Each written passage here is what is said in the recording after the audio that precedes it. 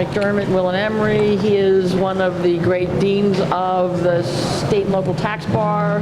He does planning and litigation, and if I went through everything he did, we would use all our time just describing what Peter's done. So I'm going to stop there and introducing Peter. I'm going to do a brief overview of what's going on in Philadelphia and Pennsylvania in the last year. You have materials in there are materials, there's an outline. I'm not going through everything in it, so if you're interested in other things, you can please look at that. Pennsylvania enacted a tax amnesty program that will go into effect from April 21st, 2017 until June 19th, 2017, so for 60 days. Anyone who participated in the 2010 amnesty program for any tax is ineligible to participate in this program for any tax. It's essentially it's tax back to 2011 and half the interest for most taxpayers. The details are in the outline. Pennsylvania added very quickly, effective August 1, 2016, sales tax on digital goods, which include streaming video and music. A lot of providers probably can't turn on their computers fast enough to get the tax. I mean, I don't think the department's able to either, but that's what the General Assembly did. The General Assembly also reduced the vendor sales tax discount. It went from 1% to the lesser of 1%, or $25 per return for monthly filers, $75 per return for quarterly filers, and $150 per return for semi-annual files, all capped at $300 a year. There are now criminal penalties for people who use zappers and other devices that make sales tax go away. You might wonder why there weren't criminal penalties before, but there are now. Corporate net income tax changes. In Pennsylvania, there had been no provision for amended returns. There now is a provision for amended corporate returns that the department is required to act on. There are, of course, certain problems with it. With this provision, one of the problems is it opens the statute of limitations on the entire return if it's filed in the year before the statute otherwise would run. So if it's filed in the third year, it opens the statute of limitations for the entire return, not just the amendments, for a full year. And it doesn't count as a return if the return includes a position that's inconsistent with the department's published position or law. So someone could file an amended return requesting a refund timely and then find out that the department doesn't think it is a return, so there's no timely request for a refund, essentially. So for the most part, you have to be really careful to even consider using amended returns in Pennsylvania, and for the most part, I think a lot of well-informed taxpayers will not. They'll still file claims for refund, which is unfortunate. There are changes to the unclaimed property law. Significant among them are, I guess what you might say, details regarding 401k accounts and IRAs, and there has to be some activity or they will be treated as unclaimed, and you can see that in the outline. Some big changes in Pennsylvania about net operating losses. Under the Pennsylvania law, the construction of the statute is that there's generally no net operating loss deduction, and then there's an exception to that. And the exception is there's a net operating loss deduction in the years at issue in the Nextel case, which was the greater of 12.5% of the taxpayer's corporate net income tax income, or $3 million.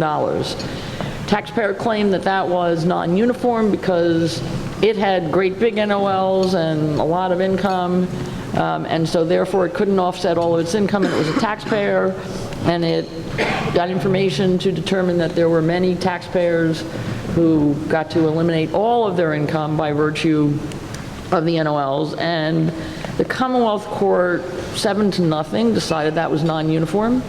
They split a little bit on the remedy. In this case, it was closed years, and the court said, as applied, this limitation was non-uniform, and that the taxpayer should get a refund. This case is on appeal to the Pennsylvania Supreme Court. This case was followed by a case called R.B. Alden, where the Commonwealth Court there determined that the NOL limitation was facially non-uniform and consequently unconstitutional, and in that case determined the taxpayer was entitled to a refund. Now, interestingly, the Pennsylvania Supreme Court recently decided a uniformity case. It was in the context of a gaming tax, and the gaming tax was 2%. The imposition of the gaming tax, it's a local gaming tax, is 2% of gross terminal revenues, or $10 million, whichever is less. And apparently there's no casino that pays the 2%. Everyone pays $10 million, so everyone's paying different rates. The Pennsylvania Supreme Court decided that was non-uniform, but looked at some sort of interesting Pennsylvania law on refunds. And what the Pennsylvania law on refunds says is that, in essence, when a court determines that a tax is invalid by virtue of being unconstitutional or otherwise invalid, it is from the date the court revealed this truth to us that is effective, and consequently, taxpayers generally wouldn't be subject to refunds or eligible for refunds. It isn't exactly clear. I mean, Mount Airy is the case, the gaming tax case, whether they'll go to federal court to see if they can get refunds, because in essence they've litigated for the privilege of not paying the tax in the future. Let's see, what else is pretty exciting. There are a number of cases that have made it to the Board of Finance and Revenue with what we would call investment holding companies. And in those cases, a lot of times, the Board of Appeals, we've seen a few, and the Board of Finance and Revenue simply says there's not enough evidence, I think, regardless of what the taxpayer submits, which is sort of an interesting concept as to whether everything is simply being ignored. I think the Board of Appeals has a form that they fill out when they see a case like this, and then regardless of what the taxpayer submits, the Board of Appeals fills out their form and sends that as its decision. Pennsylvania added flesh to the bones on its Adback Rules. The Adback Rules require an add-back of intangible expense or costs, or interest or expense or cost paid, accrued, or incurred, directly or indirectly, in connection with transactions with affiliates. The Department's guidance comports with the statute in some respects, and in some respects seems to go a bit beyond the statute. The Department's view of what direct and indirect is pretty liberal, so that if you can anyway sort of trace an expense, an interest expense into, or a intangible expense into another expense, they view it as connected and therefore disallowable. The add-back provisions do not apply to a transaction if the taxpayer establishes the transaction didn't have a principal purpose of avoiding corporate net income tax, and the transaction was conducted at arm's length rates and terms, and it is, in the Department's view, the taxpayer's burden to prove that.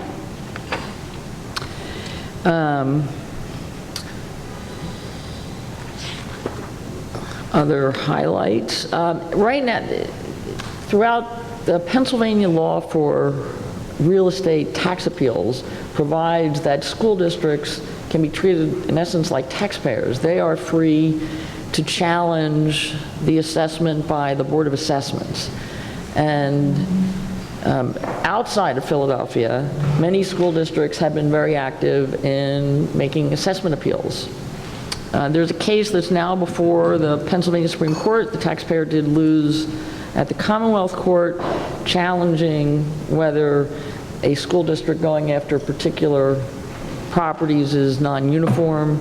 You know, Pennsylvania has a uniformity provision in its constitution, which is the same thing we're talking about with NOLs, that says taxes have to be imposed uniformly, which has been interpreted as the same rate, and you can't, in the real property tax area, it's been interpreted to mean that valuations have to be consistent across all sorts of property, and there's no distinctions in Pennsylvania between commercial and Pennsylvania properties, so properties are supposed to be valued, somewhere near their fair market value. And the school districts have obviously picked the properties that they think they can get the most money from. And that's not necessarily uniform, because a house may be underassessed, an equal percentage, but they're not going after houses, they're going after, the big hits.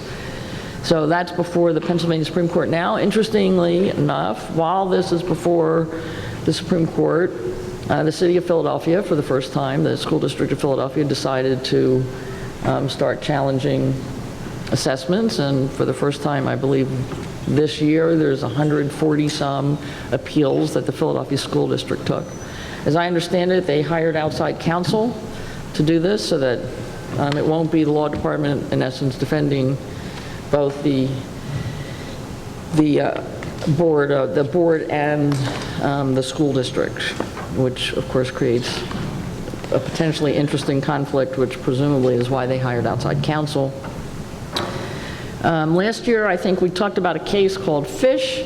Fish was a local tax case where the Commonwealth Court had decided that you couldn't impose a taxing jurisdiction couldn't impose local business privilege taxes on rent. And the Supreme Court said, no, that's wrong. They can impose the taxes on rent. Mission funding is a case about when is a tax paid. When is the tax deemed paid for when the refund statute starts to run? So there's a 3-year statute from actual payment to claim a refund, and there was a question of, is the tax paid when the return is filed or on the due date of the tax return? And the court decided it was when the return was filed. So one of for those of us in this area, Governor Christie has determined that he wants to back out of the Pennsylvania-New Jersey Compact. Under the Pennsylvania-New Jersey Compact, a resident of one state who works in the other pays only their resident home tax, and Governor Christie has terminated it. He can opt back in before the end of the year, but right now it'll terminate January 1. This means that a resident of one state who works in another will owe both states taxes subject to the credits that they get. So if I, a Pennsylvania resident, work in New Jersey, there'll be New Jersey tax withheld from my wages. And then when I file in Pennsylvania, I can claim a credit up to the amount of Pennsylvania taxes on that income. The reverse will also be true. There's a break-even point in Pennsylvania. It's roughly $113,000. Because New Jersey has graduated rates, the break-even point is roughly $113,000 of income for a married couple and about $60,000 of income for a single person, where the New Jersey rates are less than Pennsylvania, and over that they go over Pennsylvania. It appears that for people making over those amounts, if the employer has nexus in both states, there will be double withholding required. There's nothing in either state's law yet that would eliminate that. For people making less than that, New Jersey has a provision that if the credit would offset the whole tax, there's no required double withholding. I mean, this is going to be a mess for employers. The city of Philadelphia has determined that WIN does not apply to provide a credit for state taxes. The city has determined that the only taxes it needs to provide credits for are other localities, so that the city will provide a credit to Philadelphia residents against their tax for taxes paid to, for example, Wilmington, but not to New Jersey. So if the compact actually is revoked, presumably we will see some litigation on this, but that's the city's position. The city also passed a sugar-sweetened beverage tax, which is a bit of a misnomer because the tax would apply to beverages that are sweetened with sugar or anything else, including artificial sweeteners or fruit juices or anything else.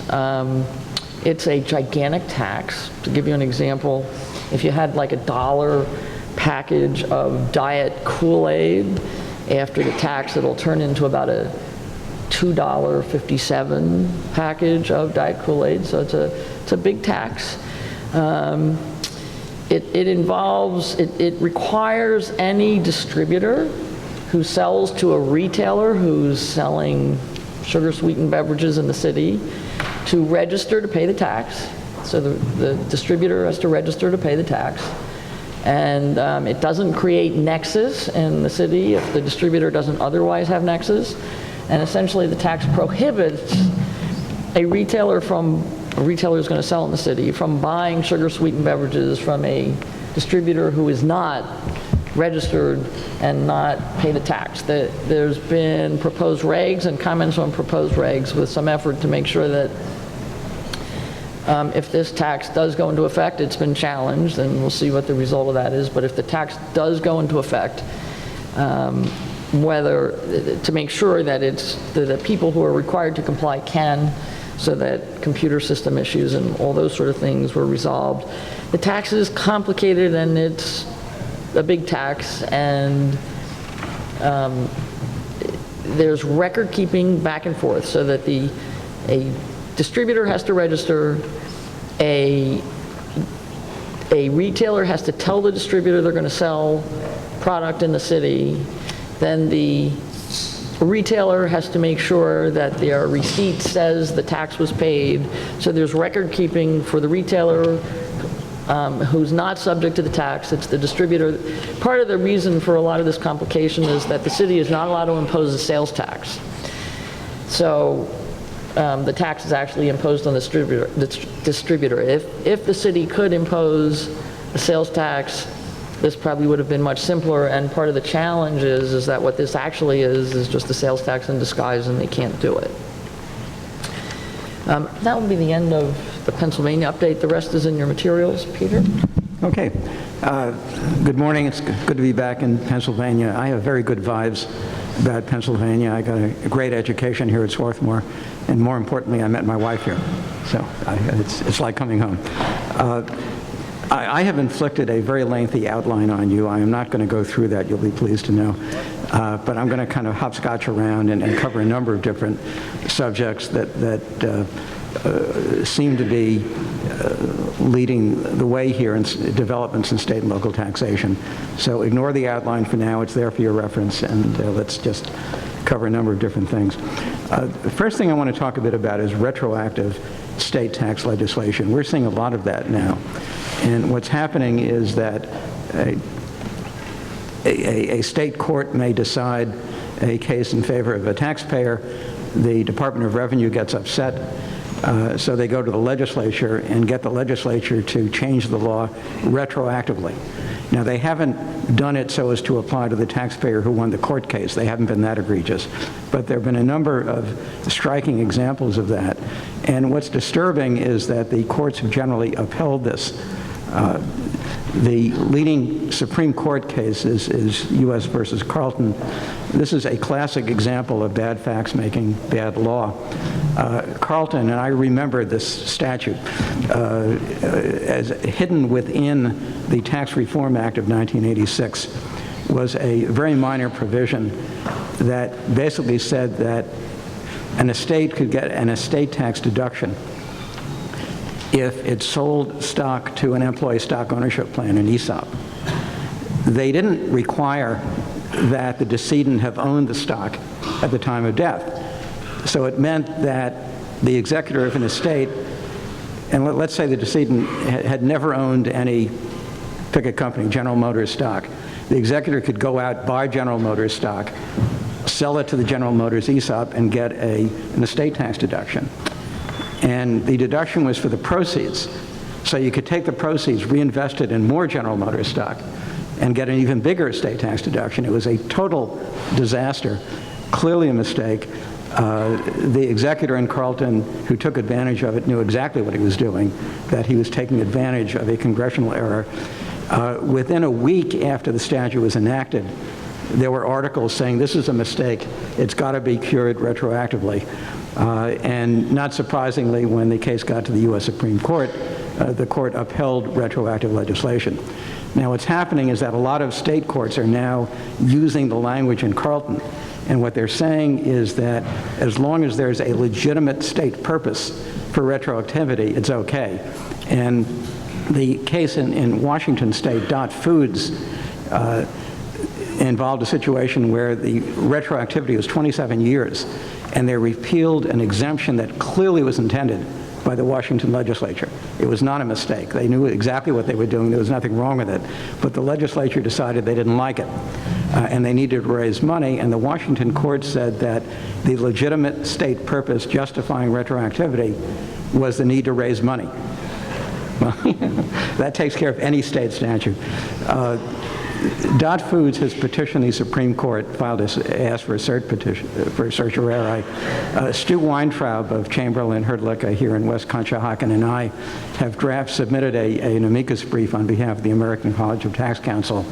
The Supreme Court conference on the Dot petition is Friday this week. We're hoping, but up to now, the court has denied cert in a number of retroactive cases. So watch out for that. It's a danger, and to the extent that a Department of Revenue here in Pennsylvania or anywhere else that concerns you goes for retroactive tax legislation, you really ought to fight it. It just is unfair. It's a major problem. Literally, if you apply the rationale of Dot Foods, Congress could decide that it needs to raise money to balance the budget, so it could repeal the charitable contributions deduction retroactive for 3 years. And that's constitutional under Dot Foods. So something to watch out for. Another thing we're seeing, and I may seem like a broken record for those of you who have heard me speak here before, but every year the amount of audit activity seems to increase, and you can see it from Wendy's discussion of Pennsylvania and Philadelphia cases that it's happening here, and we're seeing it really around the country. And part of the problem is that it is politically difficult for a state legislature to raise tax rates. So if they need more money, the best way to do it is to tinker with the tax base, or to encourage the Department of Revenue to raise more money by audits. And there was an article in BNA recently, just within the last couple of weeks, and I was interviewed for it, involving a decline in corporate tax audit revenue in New York State, and the writer was wondering why this is happening. And the problem is that total corporate tax revenues are so sensitive. I mean, I've had cases involving literally hundreds of millions of dollars in tax. So if the state settles one of those cases and collects a few $100 million, that bumps the number way up. The next audit cycle is not going to, for that company, won't be resolved for another 3 years or 4 years, so it's going to go down again. But the result is that I think that state legislatures are feeling a lot of pressure to raise more money, and we're seeing enhanced audit activity and much more aggressive positions taken by state auditors. And of course the states will say, well, you know, there are no quotas, and I'm sure that's true. But nevertheless, many states have a line item in the budget from money raised by tax audits. And the tax administrators know what those line items are, and they're going to feel a certain amount of pressure. Okay, let's move on to a bit of substance. Economic nexus. The concept here is that a company can be subject to tax in a state even if it has no people in the state, no property in the state, just because it has customers in the state and is deriving revenue from that state. And states are increasingly moving in the direction of economic nexus. In my home state of New York, for example, for years, the state tax department never asserted economic nexus in audits, but they got the legislature to adopt it by statute 2 years ago, so it's now part of our law. And many states say that you will have nexus in a state only if your receipts exceed a certain level or your activity exceeds a certain level. But nevertheless, the thing that is imposing the tax is the fact that you have customers in the state, and you may be operating entirely over the internet. You may never have had an employee who set foot in the state, but according to the economic nexus concept, you owe income tax in the state. Now, for purposes of requiring an out-of-state seller to collect use tax on sales into the state, there the current state of the law is that the out-of-state seller must have a physical presence in the state. And the leading case here is Quill, which my firm handled 24 years ago, and is still part of the law in the sales and use tax area. But the court in Quill said we are dealing with use tax collection obligation. We're not talking about other taxes. And the litigation, there's been litigation in a number of states involving this.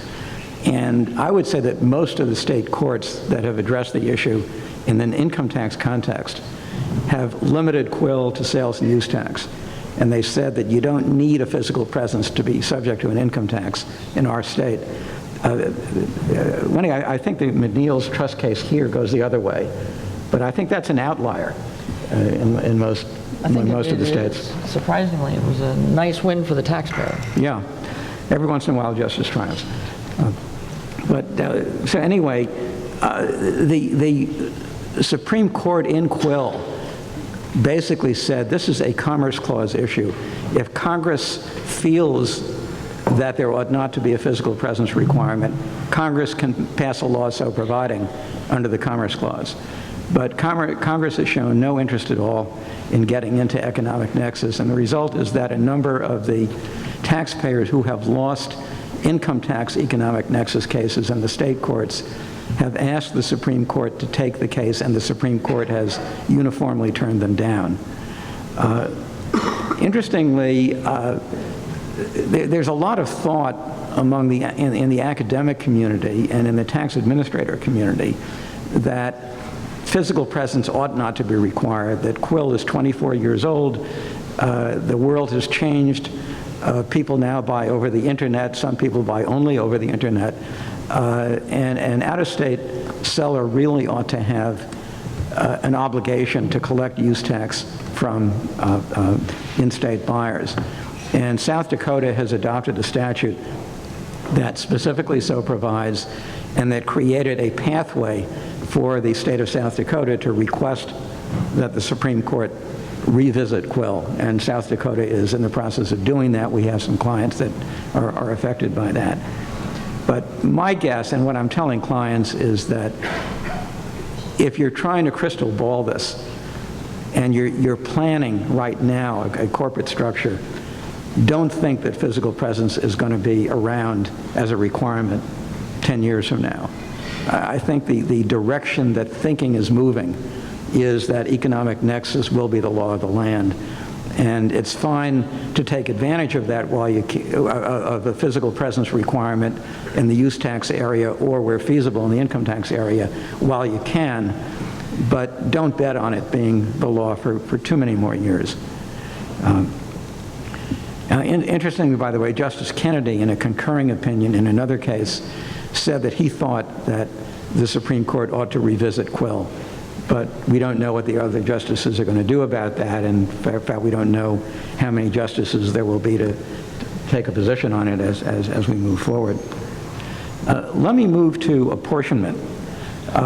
Generally, every state has its own formula for apportioning income of a multi-state industry, a business, so as to determine its share of the business's income. And what a lot of people don't realize, and interesting, I had this conversation with one of my partners the other day who lives in New Jersey and works in New York, and he says, well, they can't tax me on more than 100% of my income between the two states, can they? And the answer is they sure can. Because every state has its own formula for determining its share. There is no uniformity. I have recommended in a very long article that published about 10 years ago that Congress really should mandate a uniform apportionment formula among all the states. And like many of my great suggestions, that has been totally ignored by Congress. And The result is that every state has its own formula, and if a multi-state corporation is taxed by all the states on exactly 100% of its income, that's an accident. And the Supreme Court has held that if you are taxable on, let's say, 120% of your income by all the states together, nothing wrong with that. It's perfectly constitutional. Now, if you had a situation where a company was taxed on 500% of its income, yeah, it might be a different situation, but that hasn't happened yet and probably won't. But the result is that apportionment is a major issue in every audit that I see. And part of the problem is when you've got a company of any size, it's got lots of revenue streams. It's hard to figure out where each revenue stream is earned. The classic apportionment formula looked at the relative amount of property, payroll, and sales that a company had in a taxing state and averaged those percentages and came up with a final percentage that would apply to all a company's income.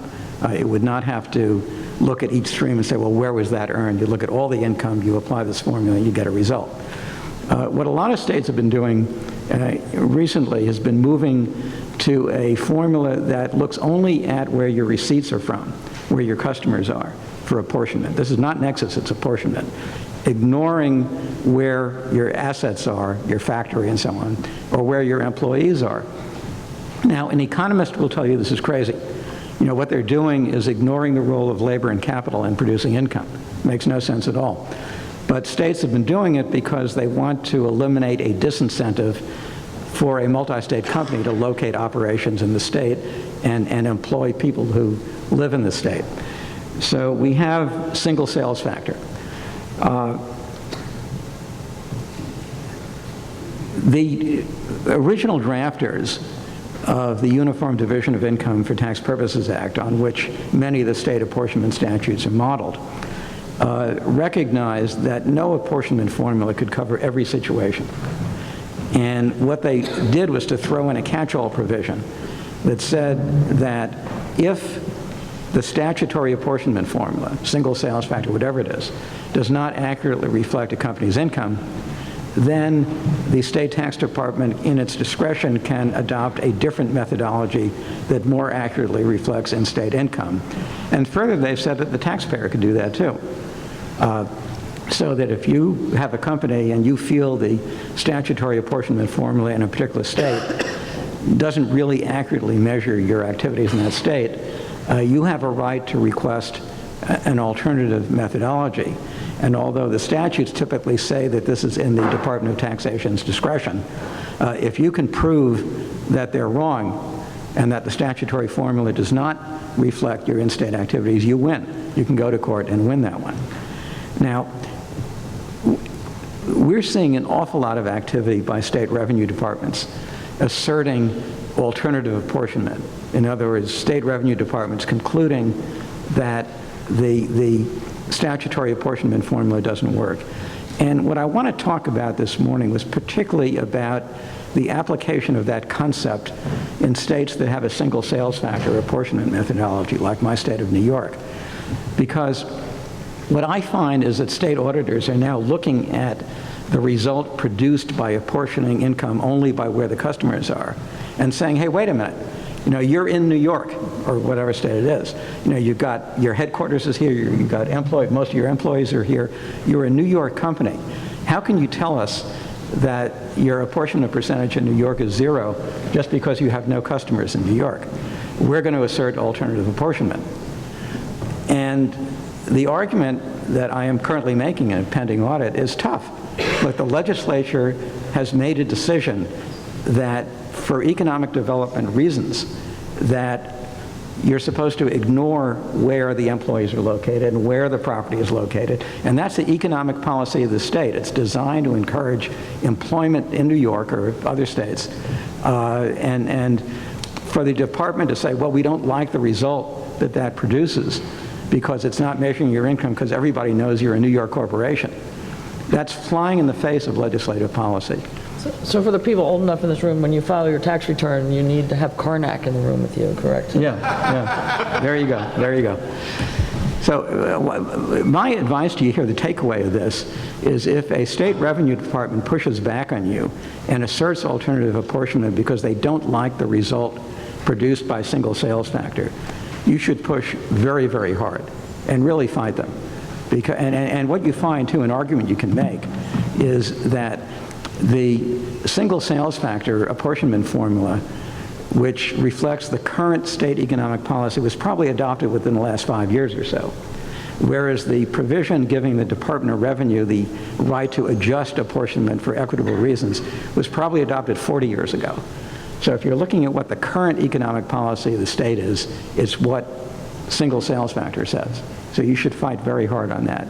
Another argument you can make, by the way, in resisting alternative apportionment under some circumstances is that there are many, in many states, there are special statutory apportionment rules for particular industries. For example, financial services, banks typically have their own special apportionment formula. Railroads obviously do. A lot of industries do. And if you're defending your client's use of that kind of statutory apportionment formula against an attack by a state revenue department that, well, we don't like the result, I think there should be a very strong presumption in favor of the statutory formula because the legislature was looking at your particular industry. It's not a one-size-catches-all type of formula. This is your industry's formula, and the formula ought to be presumed to get the right result. Another argument that you should make is that the uniform practice is that the burden of proof lies on the party seeking a departure from the statutory apportionment formula. Now, I find when I'm dealing with Department of Revenue agents, they always assume that we have the burden of proof. Taxpayer has the burden of proof. This is one area where the taxpayer does not have the burden of proof. They do, and you ought to remind them of it. Okay, onward. Traveling employees. This is a major issue. It is here, it is in other states. You've got employees who, let's say they're based in Kansas, but they come into Pennsylvania to work on a specific project. They're here for 10 days. Is there an obligation on the company to withhold income tax on 10 days worth of salary? Is there an obligation on the employee to file tax returns in Pennsylvania? Now, it may well be that the employee can get a credit in his home state for Pennsylvania taxes paid, but you still have to file in Pennsylvania, or you may have to, and pay tax, and maybe the credit doesn't work right, and maybe they're from a state that doesn't have an income tax. So it's a serious issue. And part of the problem is that the vast majority of states have no DeMinimis rule on this. And I know New York has, on withholding only, a 14-day DeMinimis rule, so does Connecticut. But that's only on the withholding side. It doesn't protect the employee from an obligation to file a tax return and perhaps pay a tax. And what we're beginning to see now is that state revenue departments have realized that this is a massive area of noncompliance. And part of the problem is, as I say, most states do not have a de minimis rule. So literally, if you have an employee who comes into a state for 1 day, out of, say, 250 workdays during the year, as an out-of-state company, you should withhold tax on 1/250th of the person's salary, which would be a monumental pain in the neck. And what I have told clients on this one is this is kind of a don't ask, don't tell situation. If you ask me for a legal opinion as to whether you are obligated to withhold tax on the 1 day of salary of that person, I will probably have to tell you, yes, you are. On the other hand, if you're looking for practical advice as to what to do, I will tell you that the last thing a revenue department wants to get is a tax return, a withholding tax return, showing the tax on 1 day's work by an individual employee. And so that what most companies have done is to establish their own rule of thumb. It's a practical rule of thumb. We are not going to withhold unless an employee is in the state for at least 30 days or 20 days, pick a number. The great majority of companies have done that, and I think that's the only practical way to deal with this kind of situation. We have one client that, in fact, does it on a 1 day, or 2 clients who do it on a 1 day arrangement. But those companies have had some significant PR problems for other reasons. and they feel that they have to be like Caesar's wife, totally above suspicion, 100% clean, but it's very few companies do that. And the thinking, I think, generally is, look, we will have a practical rule of thumb. If we get audited, we'll adjust it. And my experience has been, by the way, that the auditors recognize that, and they're not about to assert fraud penalties because you don't withhold on every single day. Do you provide that advice in writing? Huh? The practical advice in writing? That's a nasty question. When we've done it in writing, we've said that the rule literally is one day many companies have done such and such and such and such, which is an accurate statement of fact. In any event, we're seeing a lot more audit activity in this space. And one of the problems, too, is you really have to advise employees. And we've helped companies do the letter to the employees that tell them about this issue. And most companies are very careful not to give their employees personal tax advice. But the standard letter to the employees is, this is the law. You should consult with your own tax advisor as to your obligations. This is what we're going to do from a withholding standpoint. And of course, and this can create an employee problem. There's a lot of angst there with employees. Another problem in dealing with employees, and we're just seeing this beginning to surface more, is the desire of employees to telecommute. There are a lot of people now who would like to work from home. We're finding as a law firm that there's no reason why lawyers can't do an awful lot of their work from home, and we have people in our firm, Wendi, I'm sure you do too, particularly young parents who want to work from home for a limited period of time. And this issue has come to surface with one of our clients recently involving Nexus. This is a company that does not have Nexus in many states for income tax purposes. And the question is, if we have a single employee telecommuting from state X, does that mean we now have taxable nexus in state X and have to file tax returns there? And the answer is probably yes. The leading case on this is Telebrite in New Jersey that involved a single employee who is a computer programmer. So her work had nothing to do with being in New Jersey. It's not as if she was a New Jersey sales representative. And yet the New Jersey court held that this company had taxable nexus in New Jersey because it had a single full-time employee. Now the question comes up, well, can we make them independent contractors and avoid nexus? And the answer is that making someone who is really an employee and subject to the employer's control an independent contractor, one, is not easy to do. Two, it places burdens on the employee in terms of their own tax filings and so on. So that at first blush seems like an easy answer, but as a practical matter, it's not. Okay, another tough area in state taxation is internet transactions. Where is an internet service provided? Where is the service used? Where is the provider located? I have no easy answers on this one, except to say that state revenue departments and all of our clients and all of your clients are wrestling with state tax statutes that typically were drafted 40 years ago, before anybody ever imagined that something like the internet could exist. And now the internet exists, and we have very difficult issues. I know we have a couple of ruling requests into the New York State Tax Department on this subject. We've got VDA's voluntary disclosure agreement requests in a number of states around the country on it. And it's a real problem for state administrators to focus on. We see it particularly in the area. Most states have now say that if you have a license to use a pre-printed, pre-arranged computer program, that involves a lease of tangible personal property and is subject to sales tax. And, well, what is the right to use a computer program?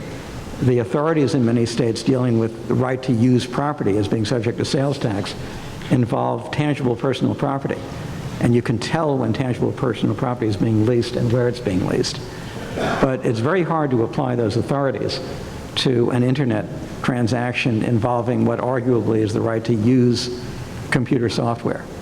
And I wish I had some good answers for you, but I don't, and I don't think anybody does. Tightening of exemptions. Again, state legislatures, in their push to avoid raising tax rates on voters, have been restricting, by expanding the tax base by restricting exemptions. And let me raise one thing for you that comes out of my home state in New York that I hope will not be a model for other states. But if you have clients, corporate clients, doing business in New York, you've got to know about this. New York, for years, exempted income from subsidiaries and provided very favorable tax rates to corporations for dividend and interest income from marketable securities. It had very favorable apportionment rules. And companies that were clever about it could basically avoid New York tax on dividend and interest from marketable securities that they invested in just as a passive investment. The state tax department did not like that, and I do a lot of work in the financial services space representing investment banks, and the state tax department audited a number of investment banks and said, well, look, you know, buying and selling marketable securities is what you guys do for a living. You know, this is not like some corporation investing some surplus funds. This is what you guys do, and the income ought to be business income, fully taxed, and not investment income. And the argument we made, and they would have to back down, was, look, that may be so, but the statute doesn't say that. And if you don't like it, go to the legislature. Well, the trouble is they went to the legislature.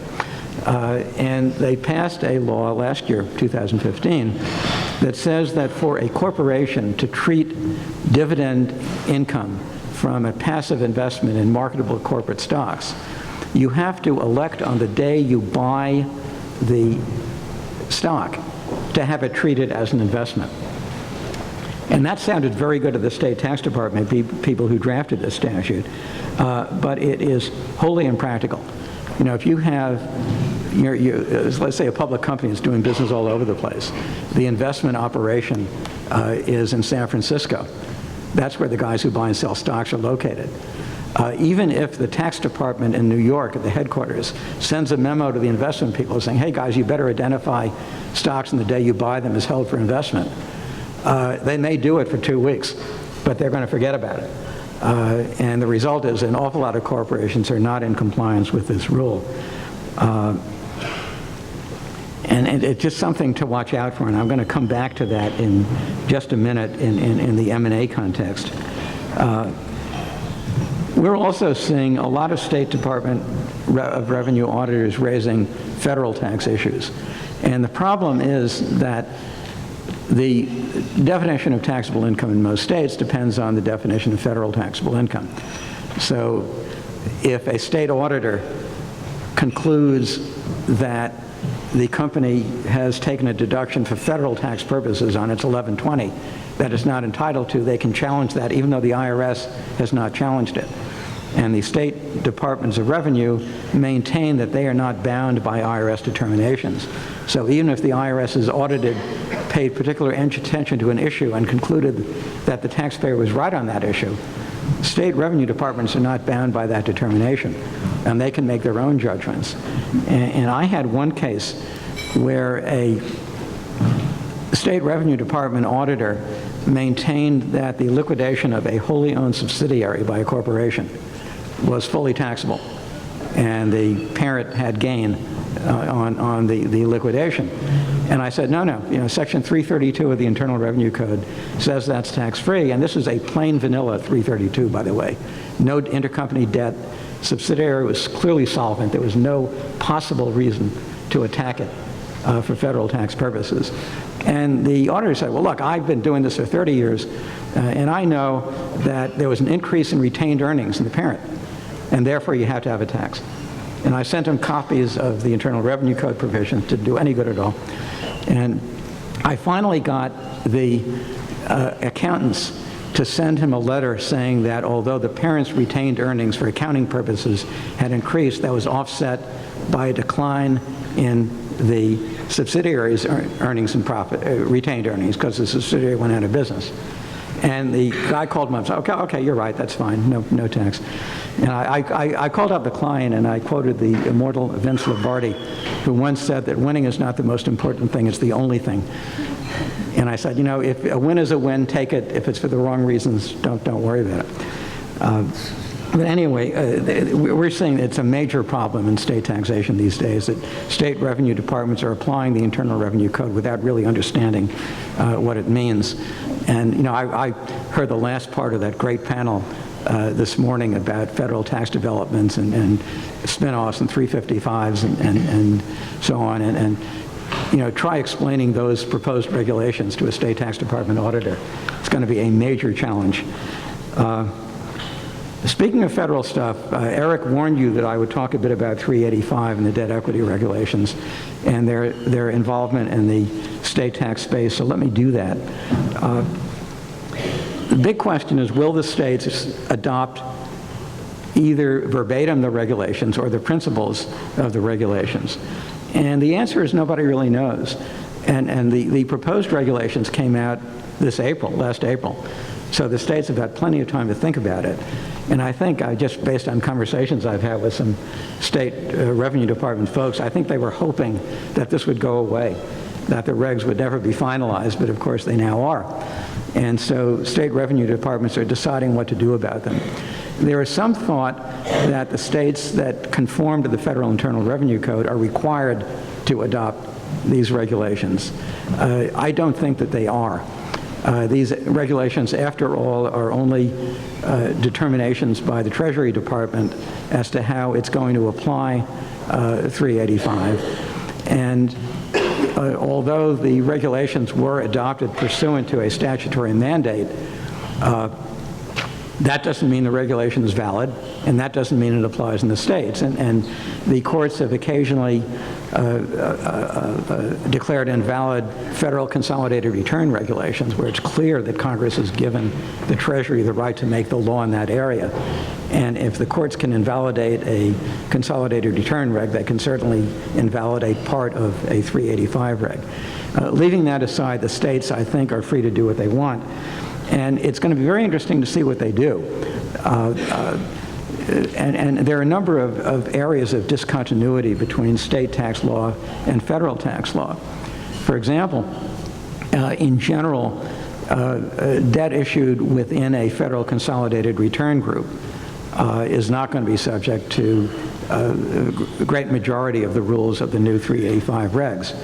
Well, what if you have corporations that are filing consolidated federal returns, so the regs don't apply to them, but they're filing separate returns in one or more states, which is a very common phenomenon because many states don't allow combined returns at all, and the ones that do so only if the companies are in a unitary business, and many companies that file a consolidated federal return are not in an integrated unitary business, so they're filing separate returns in one or more states. Well, will states say that if you're filing separate returns in our state, even though you're not subject to the federal 385 regs, we're going to apply those principles to you because you're filing separate returns in our state and reclassify purported debt as equity? Now, I don't think they could do that without a state reg saying it, but the states may well move in that direction. We just don't know.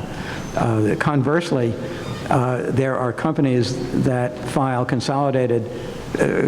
separate federal returns that will file consolidated state returns in one or more states. A number of states, for example, provide that the ownership threshold for combined returns is 50%, not the federal 80% rule. So you're going to have plenty of companies filing combined returns for state purposes that are filing separate returns for federal purposes. Well, if debt is reclassified as equity for federal purposes because the 385 regs get you there, will it be reclassified for state purposes, even though it's among companies that are filing combined returns to state purposes? And again, we're just going to have to see what the states do. I don't know how they're going to handle that. I wrote an article on the proposed regs. I've got another one coming out on the final regs and their implications for state tax purposes, which I'd be happy to share with you if you send me an email. It may take a little while for the State Department of Revenue to get through the 535 pages of regulations. I think so. Yeah. This is a wonderful example, by the way. I think the proposed regs were, 130 pages or so. The final regs are 530. This is escalation. Other issues that are going to be involved from a state tax standpoint. Many states provide that a corporation will be taxed on the value of its assets, the value of its capital, rather than on its net income. And plenty of companies that have state NOLs, so there's no net income, are taxed based on the amount of their capital, particularly true in the real estate area. Well, if you have debt that's reclassified as equity, that's going to increase the value of your capital. And that could result in a dramatic increase in your state tax liability. Another area of difference, there's a limited exception in the federal regs for distributions out of earnings and profits. Well, your earnings and profits for state purposes may be different from your federal earnings and profits because the state taxable income may be different. And how will the states deal with that? And again, we just don't know. Let me cover a couple of more issues here, and then inspired by the example of Eric's panel before, we will end on time. M&A issues, still a major area, very often not paid much attention to. And to those of you who are federal tax practitioners, I urge you, get your state tax people involved when you're doing a deal on day one. Don't come to them with a bunch of 2 pages of language saying we're signing this deal tomorrow. It's just like a deal we did 6 months ago. Here's the tax language. Let us know if there are any state tax problems. You don't like it when your business people do that to you, and I can assure you your state tax people don't like it when you do that to them. I had a call, this was a couple of months ago. It was a new client. I always have to get new clients. And they said, well, we've got this state and local problem involving a sale of a business. Can you help us on it? And I said, oh, it's great. That's what I do for a living. And then the guy said, well, the only problem is we closed 7 months ago. And we just discovered we have a $5 million tax liability that we didn't think we had. Well, it turns out it was a liability that could easily have been avoided if someone had paid attention to state taxes when they were structuring the deal. As it happens, we came up with a theory for recharacterizing the transaction. So they now at least have an argument that it doesn't apply, and I hope it works, but that remains to be seen. But anyway, get folks involved early. Let me just mention one aspect of M&A tax, and that is this crazy New York rule about identifying marketable securities as being held for investments. If you have a 338H10 transaction where parents sell stock of a sub to a corporate buyer and they elect to have it treated like a sale of assets by the sub, let's say the sub has previously acquired marketable securities, and it made the New York identification, identified them as being held for investment on the day of purchase. Now you have an H10. So the corporation still remains in existence. It's the same company, but it's treated as a different corporation for income tax purposes, for most income tax purposes. Do you have to make a new election to treat the previously elected investment assets as being held for investment? Do you have to elect on the day of closing? And I will tell you the New York State Tax Department doesn't know how to handle this one yet because I've talked to them about it. And what we're telling clients is you better make that election just to be safe. A case where it clearly is involved is in a merger. Target company has made the election. It's identified investment assets as being held for investment. Now merges into an unrelated buyer. There, the marketable securities are moving to a new corporation. It's absolutely clear that you've got to make this identification. And the takeaway here is put this on your closing date checklist, because you've got to do it on the closing date. If you do it the day later, tough, you're out of luck. Another trap in 338H10 that you've got to watch out for, and this goes back to the question of companies filing separate state returns even though they're filing federal consolidated returns. If you have a parent that sells the stock of a sub in an H10, the gain on the deemed sale hypothesized by H10 is the subsidiary's gain. It is deemed to have sold its assets in a taxable transaction. Well, that's fine for federal purposes because the gain is reported on the parent's consolidated return for the last day on which the subsidiary is a member of the consolidated return group. So the gain is taxed to the parent, which obviously realized the economic gain because it's selling stock at a profit. What if they're filing separate returns in one or more states? Very common situation. Well, there's no mechanism for getting the subsidiary's gain on the deemed sale of its assets up to the selling parent. It's the subsidiary's gain, it's its taxable income. And it's filing separate returns from the parent, so it's not the parent's problem. It's the buyer's problem, because the buyer now owns the subsidiary, and the buyer effectively will bear the economic burden of the tax that the seller should have had on the seller's economic gain. Now, if you're on the buyer's side, try explaining that one to your management. And this may seem like an academic kind of a tax lawyer's nightmare, but the issue came up in one case in Tennessee, Newell Window Furnishings, and the buyer argued this is unfair. You know, it was their gain. They ought to pay tax on it. And the Tennessee court said, tough. You know, the law is the law. You own the subsidiary. It's a subsidiary's gain. It pays the tax. If you have to bear the economic burden, too bad. We encountered that as we were brought in, as usual, at the last minute, as special state tax counsel by a buyer. And fortunately, we were able to get them to renegotiate the purchase price, to knock it down a bit, to pass the economic burden onto the seller. And if you're on the buyer side, your standard language for an H-10 ought to provide that there will be an adjustment to pass that burden onto the seller. Of course, your standard language, if you're on the seller side, should not say that and should hope that the buyer misses the issue. Okay. Let me close by talking two quick things. One, Dodd-Frank restructuring, just to alert you. If you're doing work in the financial services space, major financial institutions are required to submit plans to the federal government providing for an orderly liquidation and resolution of their assets if they get in financial trouble. This is a product of Dodd-Frank, which in turn is a product of the 2008 financial crisis. What a lot of financial service firms are doing is restructuring to put assets that used to be in the same, or operations that used to be in a single corporation, now in separate corporations, so that if one of the operations get in financial trouble, that will not infect the other operations. It may go bankrupt, but the other corporation won't be. So you're having corporations divide up functions among different corporations that used to be performed within a single corporation. Problem, sales tax. Because very often what we found is that employees of a company were providing services or goods to other employees of the same company. But now they're in different companies, and those provision of services and sales of goods are subject to sales tax. So watch out for that. We have worked with the New York State Tax Department to get legislation passed that provides for limited exemption from the sales tax for those kind of transactions that are caused by Dodd-Frank. And I would really encourage those of you who are interested in other states to try to get similar legislation passed. The rationale, by the way, is that this is not going to cost the state money because these transactions weren't subject to tax in the first place. What you're doing is avoiding an unexpected, unintended loop, a revenue increase for the state, an unexpected windfall for the state, resulting from federal regulation. But watch out for that if you've got clients in the financial services space. I'm going to conclude with a diatribe about qui tam actions and false claim actions.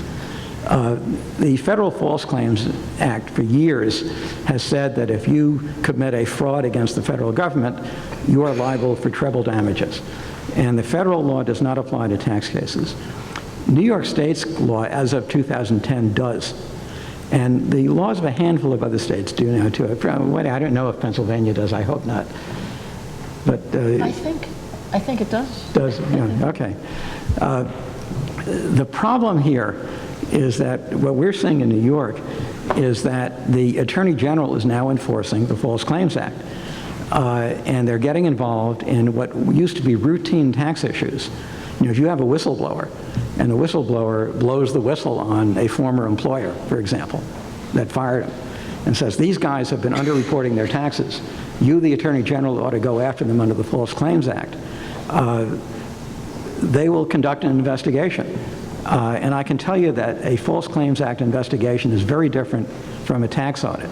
Number one, it's done by the AG's people who are not tax experts. I've got 4 of these going in New York now. This is not an academic exercise.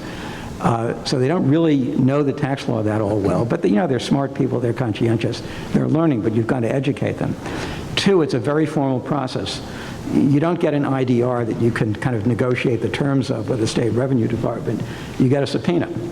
And if you don't reply to the subpoena, and the subpoena will ask for everything in the world, every note that anybody ever wrote on a napkin at a restaurant will be subject to the subpoena. And there are very severe sanctions for not responding to a subpoena. And what the case law says is that the False Claims Act will apply if you are either fraudulent, and not many companies are, or you act in reckless disregard of the tax law. And it's the reckless disregard provision that is a real problem. For example, I've seen situations where a company has been accused of reckless disregard of the tax law because it failed to get an opinion from outside counsel as to how to apportion one of 6 revenue streams. And I've said to the AG's people, look, it would be great for my business if these guys had to come to me for a legal opinion every time they did a tax return. But that can't be done. A multi-state company will do hundreds of state tax returns a year. They will have dozens of revenue streams. There's no way they can consult with outside counsel. They're going to have to make judgments based on the available facts. And to have the Attorney General come in and second-guess those judgments on how to apportion income is a real nightmare.